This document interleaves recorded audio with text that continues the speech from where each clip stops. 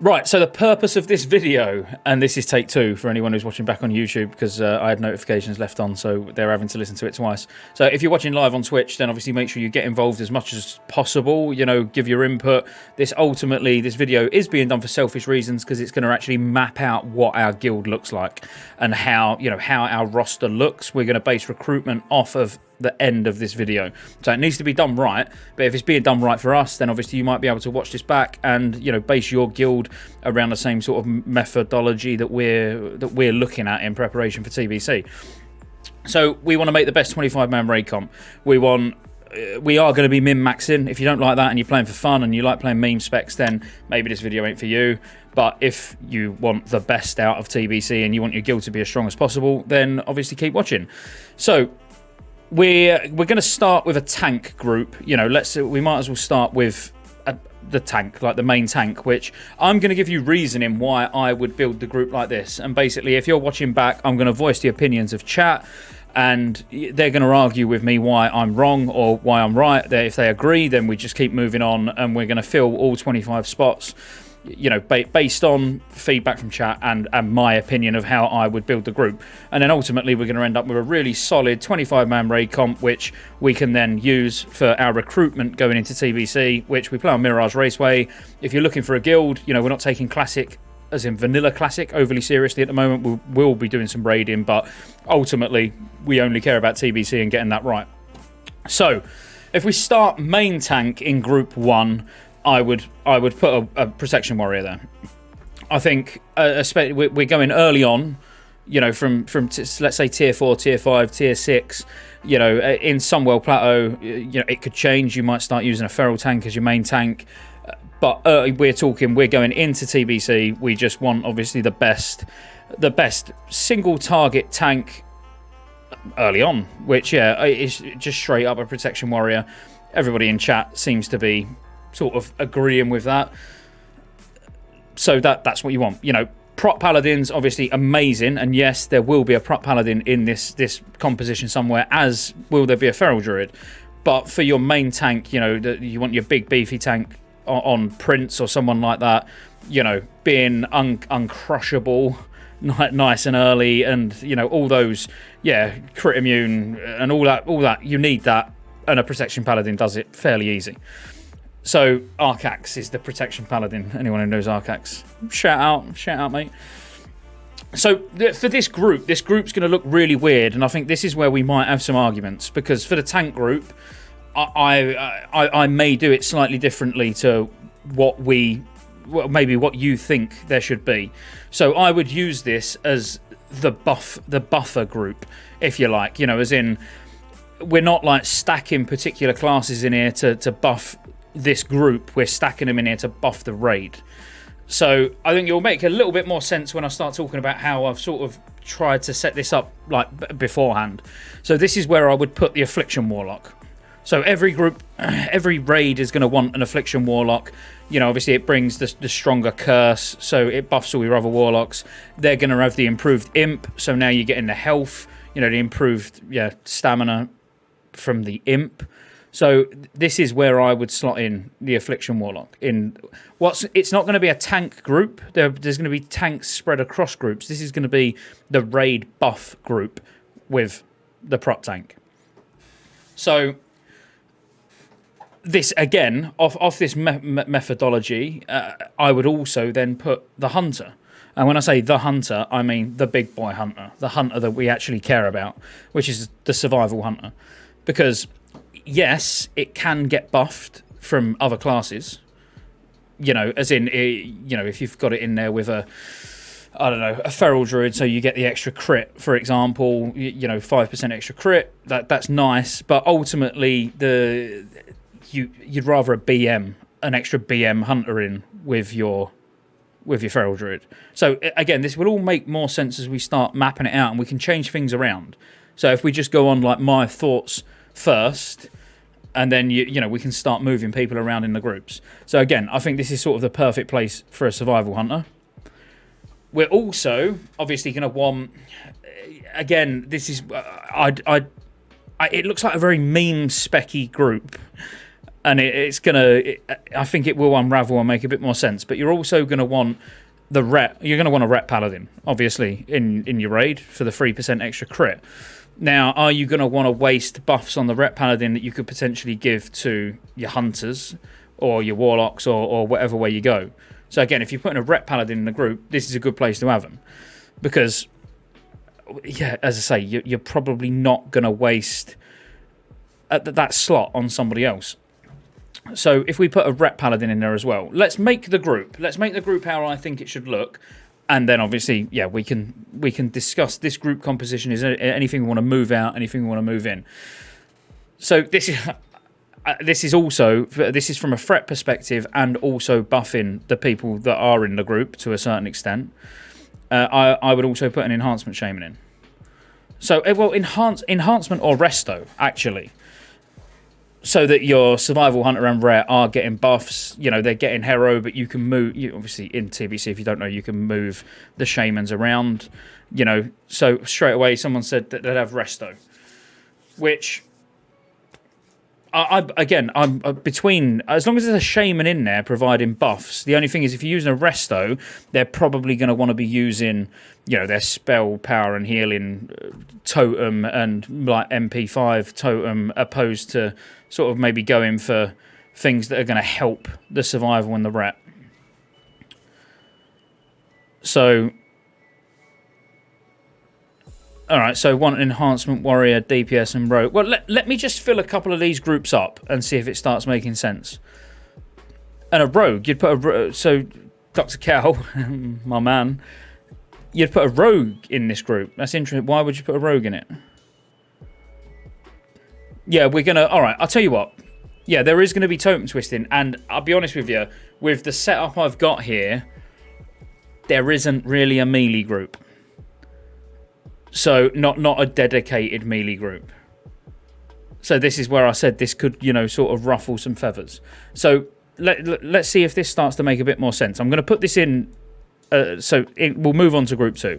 So, you're going to have a feral... Yeah, just that's going to be a feral DPS or tank where needed. Yeah, and then this is actually what I would probably do here is move the enhancement shaman into group 2. All right, Mike. Well, yeah, we'll let's just start pulling the group together, and then we can move things around. As I say, this is what I would do. I'd have a feral, an enhancement shaman. Yeah, and then obviously you're just going to bang your this is your hunter group.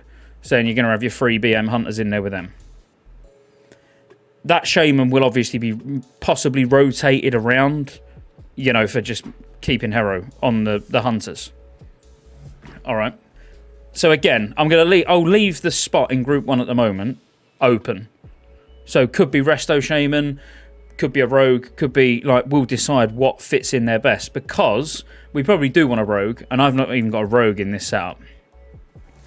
So, I mean, an easy one which I don't think is 100% a shaman for group 1. So we'll come back to it. I would put a resto shaman. If we've got the enhancement in group 2, I'd put a resto shaman in group 1. But let's make the warlock group, which is really, really simple. I think it's really, really simple. So we're going to have 3 Destro warlocks. And again, I think it's simple. Use might argue. I'd have an LE and I'd have a Boomy. That would be my warlock group. I mean, you could potentially... Obviously, we do want sort of class inclusion, because we know we've got somebody who wants to play Boomkin. We've got somebody who wants to play Elemental. You know, I think that just makes sense. Even though you could potentially drop the Balance Druid and put another warlock in there. But that, I mean, for maximising buffs and obviously overall damage of that group, that's how I would have the warlock groups set out. And and obviously for people who are watching back on YouTube, yeah, chat's agreeing that group 3 is right. They don't seem sold on group 1 or 2 yet, but you know, hopefully we get there. So for group 4 is what I'd call the mage group. Now it'd be interesting how I'm gonna have a mage group. So because obviously in tier 5, 2-piece tier 5 mages do start to pump pretty hard. So I would have we've got a hunter group, we've got a warlock group, and now I'd have a mage group. Now, I'm probably not going to take as many mages as you may be expecting when I'm calling it specifically a mage group. But in chat, while I start building a group, you tell me how many mages you think there should be. You know, as in, obviously, I'm putting them in as arcane. So you tell me how many you would take. And 2 is exactly what I put. So TT's gone with 1. I've gone with 2. So I would be putting in 2 with a Shadow Priest, and this is probably where I would drop a couple of healers. So, and again, I'm probably going to be going over the top with shamans compared to other guilds, but I would have it looking something like that. So when that says Holy Priest, it's actually Holy Disc. So this is where your IDS Priest is. So I would have IDS Priest, your Resto Shaman, 2 Arcane Mages, and a Shadow Priest. Something like that for a mage group. Now, this is where things start to get difficult. Because we need a prop paladin. You know, we've got our Feral in Group 2, who's going to be tanking when needed, and DPSing, obviously, when he doesn't need to tank. We've got our Protection Warrior. So we 100% now need our prop paladin in Group 5. And we've only got... What have we got? We've got 2. We've got 2 healers. So really, this should end up being the healer group, because we're gonna want 6 minimum. I mean, it'd be interesting to know any of you guys, you know, especially like Dr. Cal. Obviously, you know, like I value your opinions. You know, standard amounts of healers. I think 6 is generally a good number. Yeah, that's what I would want to build it around. Even though sometimes you'll only use 5. But having 6 in a dedicated 25-man raid team is obviously that would be my preference. So we're gonna have a Resto Druid. Obviously that goes without saying. So we've got a Balanced Druid, we've got Feral Druid, we've got a Resto Druid. Then Paladins we definitely want, because we've got to think about buffs. So we've got a Rep Paladin, we've got a Prop Paladin. You know, if we want to maximise blessings. Would you? I mean, let's just slot 1 Holy Paladin in for now, because I would still say we've got room for another Resto Shaman, personally. So, and we've not even put a Rogue in yet either. So I would say another Resto Shaman, and we still need we've got 2 spots. We need 1 healer, and we haven't actually got a Rogue in yet. So as I say, some of this is probably going to change now as we start discussing all the groups. So a deep Holy Priest. So we've got our Holy Disc Priest, and then we could put in another Holy Priest. I'm going to really struggle opening it, Cal, the way I've got everything set up at the moment. But I will. Hang on. So Feral are... Alright, so we'll compare it to what we're doing at the moment. So we've got 1 spot in Group 1, and then we'll look at, like, I've got a picture of what Cal's made. I mean, what are the 3 on the bench? Resto, Combat, Protection. Like, you've got 28 there. Is that your? I mean, that's very close. So you've gone Feral, Resto, 3 BMs, Feral Arms Enhancement, Survivor, Ret, 2 Arcane, Affliction, Ellie. I mean, the Affliction Warlock will probably have improved Imp, and isn't giving it to any of the tanks, though. So it's probably going to be easier. I can't even show you right now, but I'll build it again and show you what... You know, I think the Affliction Warlock's probably sat in the wrong group, if I'm honest. As in, the improved Imp is not actually benefiting any tanks. But I like the way that you got a Rogue on the bench, because I think yeah, it probably won't be needed. So what Dr. Cal's saying is that the extra health from the Imp probably won't be needed. But, you know, let's just, if we're trying to get maximum impact out of each of the buffs that are brought by the group, I personally would want it with the main tank. So that's the reason it's in Group 1. So whereas we've put an Affliction Warlock in Group 1, what Dr. Cal has done is put an Arms Warrior in Group 1. We haven't even got an Arms Warrior. We haven't even got a Warrior, other than a tank. So, but we have got 1 spot. So is that last spot going to be an Arms Warrior? I mean, we can put a Rogue. We'll put a Rogue on the bench, or you know, a flexible bench. It doesn't mean that they're not going to raid, but we do want a rogue, and we've already got one lined up for TBC. So we do want a rogue in there, and we definitely need an arms warrior. So for now, if we put the arms on the bench, and arms over rogue, yeah, I would probably say is probably the way to go. But is there a opportunity there? So we've got four healers there. We've got 5, so we've got 6 healers. So we definitely don't need another healer. I mean, I would put an arms warrior in there personally. So if we just ignore group 6, you know, I've just got rid of it. We'll forget about the bench for now. What would we say? So rogue or arms, imp exposed versus blood. Yeah, the only thing with imp improved expose armor, if you've got a prot warrior main tank, they're not going to like that very much, are they? That's so. Again, for anyone who doesn't know, obviously improved expose armor absolutely gimps Sunder armor applications threat, basically. So that's the only, if I was to make a choice between the two, that's the only reason I would go for the arms warrior.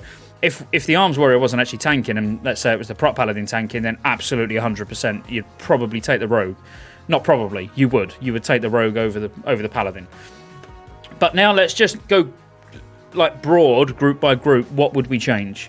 Because got to remember, this is what our guild's going to look like. So for the guys who are in the guild that are on the stream, we want this to be right. We want to be happy with it. And this is going to dictate, we're going to start putting names to these classes. So group 1, like a general consensus, are we happy with that? I mean, I will put the rogue back on the bench again, just so we know that the warrior and the rogue are interchangeable, let's say, depending on who's tanking, obviously depending on who turns up on the night. But is there anything we would change with group 1? Would we move the affliction warlock out to somewhere else? Would we, you know, is there... Do what you said, arms group 1, then swap survival and enhance. So swap the survival and the enhancement hunter like that. Okay, so now group 1 gets the totems, but now who are you going to swap out for lust? Now the BMs, your big pumpers, have got no heroism or bloodlust. That's why I left the shaman there to begin with, because you would just swap shaman for shaman. So then resto. So you could put the resto shaman in, but now the arcane mages and the shadow priest and holy priest, they're losing the totems, the spell power totems. Enhance needs to be given Wind Fury to arms and ret. So enhance will be given Wind Fury to arms and ret. Yeah, does make sense. Yeah, I can agree with that. So maybe the shaman being in group 1 is ideal, and then do you just swap the enhancement and the survival when it's time to pop hero or lust, and then swap them back again? I think that would probably make sense. The resto from group 5. Put the resto from group 5 into the survival. So show yours. It's really difficult to show yours because I've not got screen. Let me see what I can do really quickly. This is Dr. Cal's setup in comparison to ours. So feral tank, I'm assuming that it is. Arms, enhancement, survival, retribution, feral, resto, triple BM, arcanes, affliction, elemental, shadow. How many? Where's your healers in here? So you've got 1, 2, 3, 4. Oh, so you've only got 5 healers. I mean, you're group 4. So group 4 is the same as ours. Yeah, group 4 is the same as our group 3, basically. Double arcane, affliction, elemental, shadow. Whereas we were... Oh, right, so you've got 2 elemental shamans. We've only took 1. But you got... Yeah, so it's similar. It's similar. The affliction warlock is in there getting buffs from the elemental shaman, obviously, which is nice, but not with the improved imp. So that could change. So if we was to then look at ours, you know, potentially we could swap the... Well, no, because it is actually a completely different setup. It's very difficult to do. We haven't got 2 elemental shamans. So okay, on that basis, would we want to get another elemental imp, and what would we be dropping though? So you've still got the survival hunter, you've got enhancement shaman, which we've got. You got ret, we've got arms, we've got that. You have only got 2 tanks though, haven't you? Oh no, you've got the third tank, you've got the protection paladin. Could change the resto shaman for the Ellie, only on one holy priest. Yeah, that's true. So we could potentially get another elemental shaman in here somewhere instead of that resto and just go with 5 healers from the word go. So it's either or. I think actually having another elemental shaman now in the roster, I appreciate we're not really meant to be building the bench, but we probably will want another one. So 1, 2, 3, 4, like five shamans. So is there anything like let's just leave another Ellie shaman on the bench, a combat rogue on the bench. We've got arms ret, so I would have it. I personally, there's not really a lot I would change there, because I think now you would swap the survival for the enhancement for Hero. You've got Hero or Bloodlust, whatever. You've got that in the Warlock group already. Now you can give the Warlock group a second Hero. You can give the Hunter group a second Hero from group 4. And yeah, the only thing we would need to swap really is the enhancement and survival, and then you'd just literally rotate shamans. Just to be clear, let me just give you some highlights for people, as I say, who are watching back on YouTube. Obviously, put a little bit of context around these class choices. So obviously the Destruction Warlock's in the group with the Elemental Shaman and Balance in group 3. Obviously that's to get your 3% hit, 3% crit from the Ellie Shaman's totem, plus the Ellie Shaman's spell power totem, obviously. And then the 5% crit from the Balance Druid. You want the Balance Druid in there because it's going to give 3% hit to all of your hunters and range and melee, and all of your melee. So that, that's why that's there. And if you've got a really reliable Balance Druid who turns up to every raid, you know now, if you play an Arms Warrior, a Ret Paladin, or a Hunter, you can go 3% under the hit cap and get those, get more useful, beneficial stats. Obviously, that does rely on your Balance Druid being very, regular attending and, being good. Your group 1 is fairly obvious. Like I said at the start, it's just a buff group. That's just really all it's there for, as in, your Affliction Warlock is there to buff the curses. Your Ret Paladin's giving 3% crit to the raid, not just the party. Your Arms Warrior is giving the 4% melee damage or physical damage to the raid, not just the party. So they don't really give much in terms of, needing to be stacked into one particular group. And then we've got, so just quickly catching up on chat, Battle Res. Yeah, we've got 1, 2, 3 battle reses. Or did I miss something else? Is there a reason why you're talking about battle res? So it's group 1 is your buff group. Group 2 is your hunter group, obviously, but your survival hunter is going to be swapped for your enhancement shaman to pop hero for the BM hunters, and then obviously your feral's there because it gives 5% crit to them all. And hunters and warlocks, if you haven't noticed from this group composition, they are what do your damage, and you're just doing whatever you can to increase their damage even further.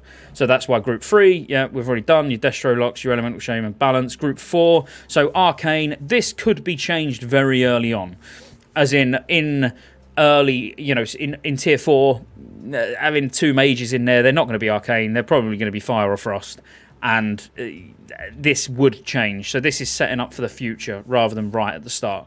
But they will give a lot of damage once they get a 2-piece tier 5, and that's why you've got the Shadow Priest in there as well, which there's going to be classes like your Elemental and Balance Druid who are probably going to want a Shadow Priest, but they're not going to be able to get them. And then, like Dr. Cal was saying rightly in chat, the comp will change in tier 6, and this would be in this is really a tier 5 comp, but we don't really want to count tier 4, because tier 4 is just like 3 bosses. 3 bosses, that doesn't matter. This is setting yourself up for a tier 5 launch. And again, like Dr. Cal was saying, and I was talking about this like 2 nights ago, it could be all rogues and mages come TBC.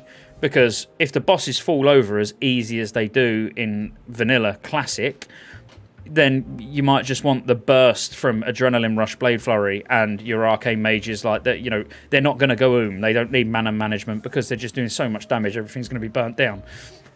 But this is what we know, and this is what's quite likely.